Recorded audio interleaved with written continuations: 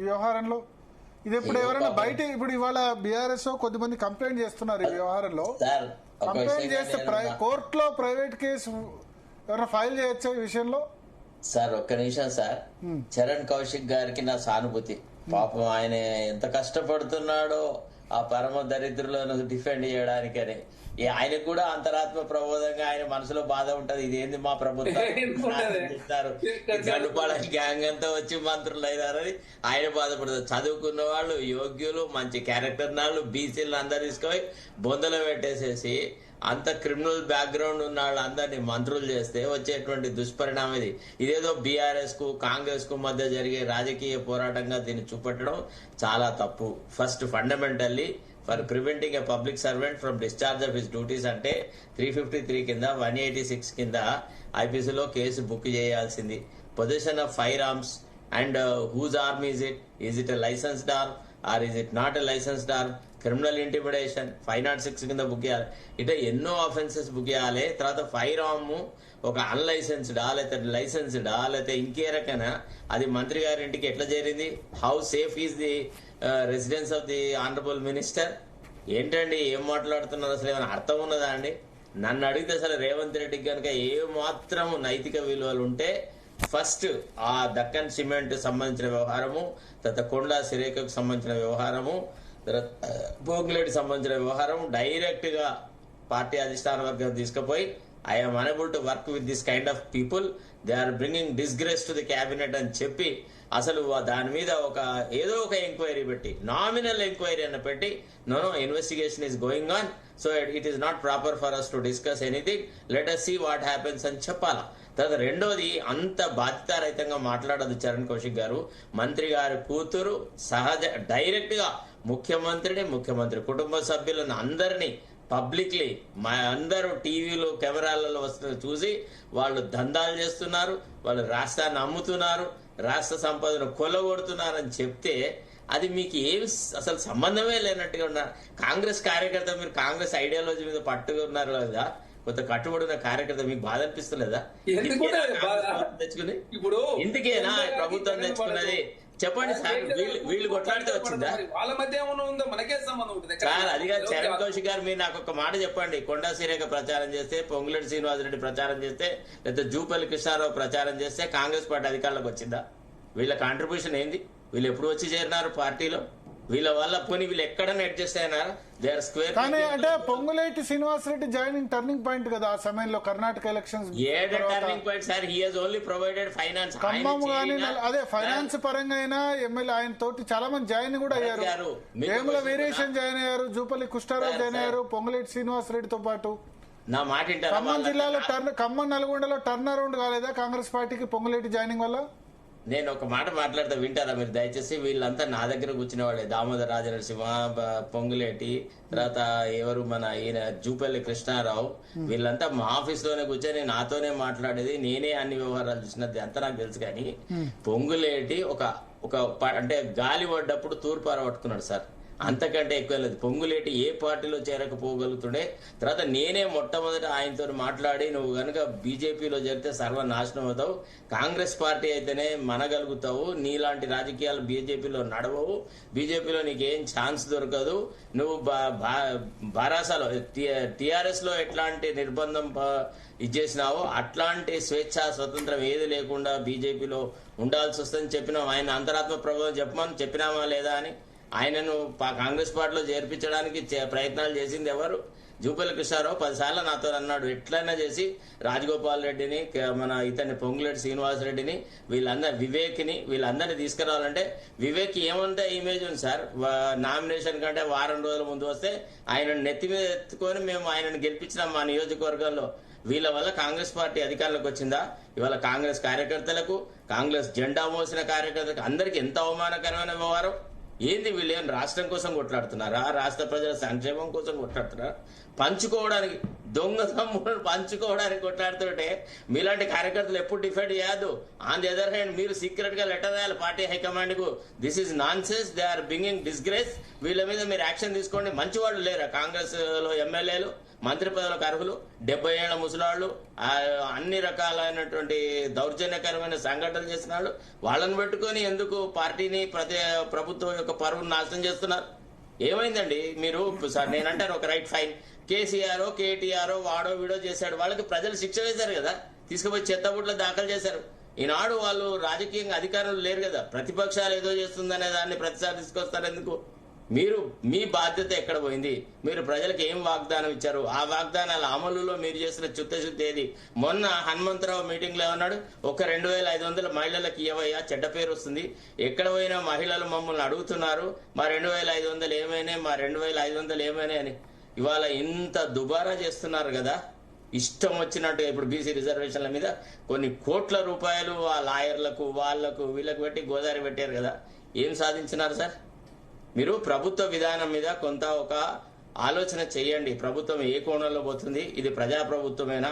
ప్రజలకు నిజంగా ఏమైనా మేలు జరుగుతుందా? ప్రజలు మన గురించి ఏమనుకుంటున్నారు? ఇవి కార్యకర్తలుగా, పార్టీ స్పోక్స్ పర్సన్ గా it is your duty to tell the high command. అంతేగాని మీరు వాళ్ళు చేసిన ప్రతి థర్డ్ క్లాస్ వ్యవహారాన్ని వచ్చి మీరు ఈ టీవీలలో డిఫెండ్ చేస్తే మీ పట్ల ఉన్న గౌరవం కూడా తగ్గుతుంది. మా బాధ అది. ఎప్పుడు చరణ్ కౌశిక్ బయట కలిసి మొన్న మనం హైకోర్టులో కలిసాం, ఎంత బాగా ఆప్యాయంగా పలకరించుకున్నాం. అదే ఇవాళ ఈ పబ్లిక్ డిబేట్ లో కూర్చుంటే మిమ్మల్ని బాధపెట్టాల్సి వస్తుంది. ఒకసారి ఆలోచించండి, పార్టీ ఏటైతుంది, ఏం నాశనం అవుతుంది ఒకసారి ఆలోచిస్తారా? ఎందుకంటే ముఖ్యమంత్రి బ్రదర్స్ ఏం చేయట్లేదా? అయ్యప్ప సొసైటీకి రా, నేను నీకు చూపెడతా ఏం చేస్తున్నారు, ఎంత విచ్చలవిడి వ్యవహారాలు నడుపుతున్నారు. పచ్చి అవినీతి పనులు. సార్ మీ మంత్రివర్గంలో అసలు ఒక్క నిమిషం కూడా ఉండలేని వాళ్ళు ఎవరంటే కొండా సురేఖ, పొంగులేటి శ్రీనివాసరెడ్డి, పొన్నం ప్రభాకర్, జూపల్లి కృష్ణారావు, బట్టి విక్రమార్క, కోమటిరెడ్డి వెంకటరెడ్డి, సీతక్క, వివేక్. వీళ్ల వల్ల పార్టీకి ప్రభుత్వానికి ఏనలేని చెడ్డ పేరు వచ్చింది తప్ప వీళ్ళ contribution towards the governance is zero. You agree or not, this is a fact. మీరు ఇంత చెప్తారు కదా, సురేఖ చేసేటువంటి విషయాలు మీకు తెలుసా? పోనీ సీతక్క చేసేటువంటి దుర్మార్గ పనులు ఆ ప్రాంతాల్లో మీకు తెలుసా? మీరు ఆ ప్రాంతం వాళ్ళేనా కాదా? మీరు మహబూబ్ నగర్ అనుకుంటా కదా. ఎందుకు ఏం చేశారు అన్ని సార్ మొత్తం కంప్లీట్ A to Z అక్కడ వాళ్ళ ఆధిపత్యం తప్ప ఇతరది సార్. మనం ఒకప్పుడు దొరల గురించి మాట్లాడుకున్నాం సార్, ఇప్పుడు వీళ్ళే దొరలు సార్. వేరే వాళ్ళకి అక్కడ గడ్డి పొరక కూడా కదలలేరు. ప్రభుత్వ యంత్రాంగంలో ఎవరు సిఐ ఉండాలి వీళ్ళే డిసైడ్ చేస్తారు, ఎవరు ఏసీపీ ఉండాలి. కామనే కదా, ఎవరు అధికారులు ఉంటే వాళ్ళు పోలీస్ ఆఫీసర్లు పోస్టింగ్. అది కాదు సార్, ఒక ఆఫ్టర్ ఆల్ ఒక బీఆర్ఎస్ కూడా అట్లా చేశారు. 25 లక్షలు తీసుకున్నాడు పొన్నం ప్రభాకర్. ఏం చెప్తారు మీకు? మా దగ్గర వచ్చినాయి అన్ని ఉదాహరణలు. మా దగ్గర మీరు పెట్టండి, వ్యవహారం చేయండి, చూపెడతా మీకు అన్ని. ఎవడన్నా ఒక ఎంక్వైరీ ఆర్డర్ చేయండి. బీఆర్ఎస్ హయాంలో కూడా పోస్టింగ్ల కోసం డబ్బులు తీసుకున్న సందర్భాల్లో పోస్టింగ్లు వాళ్ళకి అనుకూలంగానే చేసిన. ఇప్పుడు బీఆర్ఎస్ లో జరిగింది. I'm not justifying, but unfortunate situation is police విషయంలో అయితే ఎవరు పోలీస్ అధికారి వేయాలి, ఎవరి నియోజకవర్గాల్లో ఎవరు సీఏలు వేసుకోవాలి, ఎస్ఐలు వేసుకోవాలి, అది స్టార్ట్ అయింది. కొన్ని చోట్ల అయితే 10 లక్షలు తీసుకుని కూడా సీఏలు ఎస్ఐలు పోస్టింగ్లు ఇచ్చారు. 10 లక్షలు పెట్టిన వాడు మళ్ళీ కలెక్షన్ పోతాడు కదా. భరత్ గారు, కాంగ్రెస్ ఆధీనంలో 10 లక్షలు చాలా తక్కువ సార్. 50, 25 తర్వాత ఎబోవ్నే ఉంది తప్ప 25 కంటే తక్కువ పైసలు ఉన్న వాడికి ఎవడికి వాడు అడిగిన పోస్టింగ్ రాదు. వాడు ఎంతో మందితో చెప్పించుకున్నాక కూడా ఆ నియోజకవర్గపు ఎమ్మెల్యేను మంత్రిని కట్టుకుంటే అప్పుడు వాడికి పోస్టింగ్ వస్తుంది. అది కూడా ఎబోవ్ 25 లక్షలు ఇస్తేనే. విన్నారా? ఎట్లా సార్? అమ్మకానికి పెట్టారు, తూకానికి పెట్టారు అన్ని పొజిషన్స్ ని. ఘోరంగా మీరు అన్నారు కదా వీళ్ళందరినీ జాయిన్ చేయించింది మీరు అని, ఇప్పుడు రిగ్రెట్ ఫీల్ అవుతున్నారా? చాలా బాగా నేను చేర్పించినా, నేను అల్లే చేరితే బాగుంటదని వాళ్ళకి సలహా ఇచ్చినాను. But I tell you honestly, వాళ్ళు ఈనాడు వీళ్ళ వల్ల పార్టీకి ఎంత చెడ్డ పేరు వచ్చింది. అబ్బా కాంగ్రెస్ ఎందుకు తీసుకువచ్చినామా అని ప్రజలు బాధపడే స్థితికి తీసుకొచ్చినారు.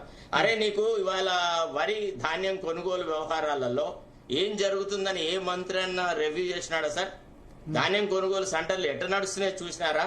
ఎంత తరుగు తీస్తున్నారో చూసినారా? వరికి ఇప్పుడు ఈ వ్యవహారం టీ కప్ లో తుఫాన్ అని చెప్తున్నారు. ఏంది టీ కప్ లో తుఫాన్? అసలు అక్కడ కప్పు లేదు. కాంగ్రెస్ అనేటువంటి ఒక నదిలో ఓన్లీ తుఫాన్లే ఉన్నాయి, నీళ్లు లేవు. అంత దరిద్రంగా తయారైంది. పాలన అనేది అసలు ఏ మాత్రం హద్దులో లేదు సార్.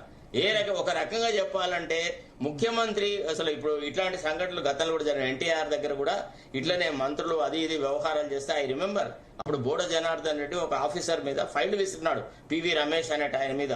ఈ వ్యవహారం తెలిస్తే ఎన్టీ రామారావు దగ్గర మార్నింగ్ హుటాహుటిన ఒక ఆఫీసర్ని పెట్టి ఎంక్వైరీ చేయించి ఇది చేసిన తర్వాత జనార్దన్ ఎన్టీ రామారావు దగ్గరికి వచ్చేసేసి అన్నా నేను ఎస్సీ వాడిని కాబట్టి నా మీద అనవసరమైన ఆరోపణలు చేశారన్నా, నన్ను మంత్రిగా చూడడానికి వాళ్ళు ఇష్టపడట్లేదన్నా అంటే ఎన్టీ రామారావు డైరెక్ట్ అడిగాను ఏమయ్యా గన్మెన్లు పట్టుకొని నువ్వు ఎటుపోయినావని అడిగినాడు.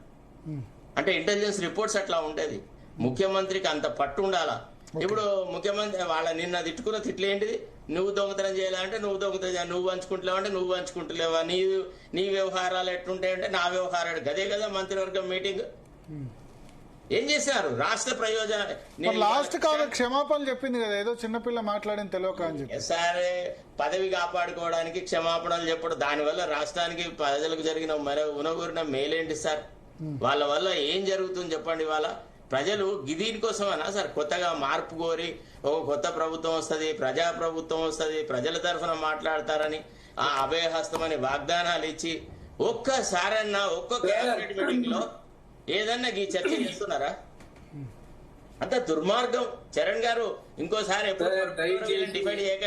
మీరే చెప్పారు హనుమంతరావు గారు అడిగిరని, అది స్వేచ్ఛ కదా. మరి హనుమంతరావు గారు అడిగిరంటే కాంగ్రెస్ ప్రభుత్వంలో స్వేచ్ఛ ఉన్నట్టే కదా. మీరు స్వేచ్ఛ మరి 2500 రూపాయలు హనుమంతరావు గారు అడిగిరంటే కాంగ్రెస్ పార్టీ స్వేచ్ఛ ఉన్నట్ట?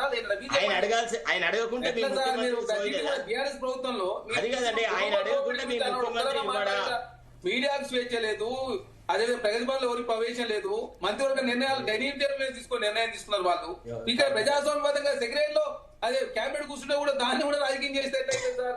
రాష్ట్ర ఆర్థిక పరిస్థితి బాగాలేదు, అదే కాకుండా రాష్ట్రంలో సంక్షేమ కార్యక్రమం సార్ ఒరికి సంబంధించి తరగనే ప్రసక్తి గతంలో 7 నుంచి 10 కిలోలు తీసేవాళ్ళు, తరగనే ప్రసక్తే లేదు. అదే కాకుండా ఒడ్లు కూడా గతంలో 45 రోజుల పైసలు ఇస్తే 3 రోజుల పైసలు ఇస్తున్నారు. అదే కాకుండా 1,20,000 కోట్ల రూపాయలు ఓన్లీ రైతాంగమే. ఇవన్నీ జనరల్ టాపిక్స్. జనరల్ టాపిక్స్ ఒకటి శరత్ గారు, ఇప్పుడు ఈ వ్యవహారంలో ఎవరైనా కోర్టుకు వెళ్తే ప్రైవేట్ కేసు, ఇప్పుడు పోలీసులో కేసు నమోదు చేయరు బికాజ్ అధికార పార్టీ కాబట్టి. ఎవరైనా ఇట్లా ఆరోపణలు ఇట్లా జరిగాయని విచారణ కోర్టుకు వెళ్లే అవకాశం ఉందా? వెళ్తే కోర్టులో అది ఎంత మేరకు ఉండే అవకాశం ఉంది? ఇప్పుడు ఎవరైనా గానీ ఎవరికి డైరెక్ట్ ఇన్ఫర్మేషన్ ఉండదు సార్ ఇట్లాంటి ఇన్సిడెంట్స్ లో. ఎందుకంటే ఇవన్నీ ఒక పర్టికులర్ ప్లేస్ లో, అంటే వెల్ ప్రొటెక్టెడ్ ప్లేస్ లో జరిగినటువంటి ఇన్సిడెంట్స్.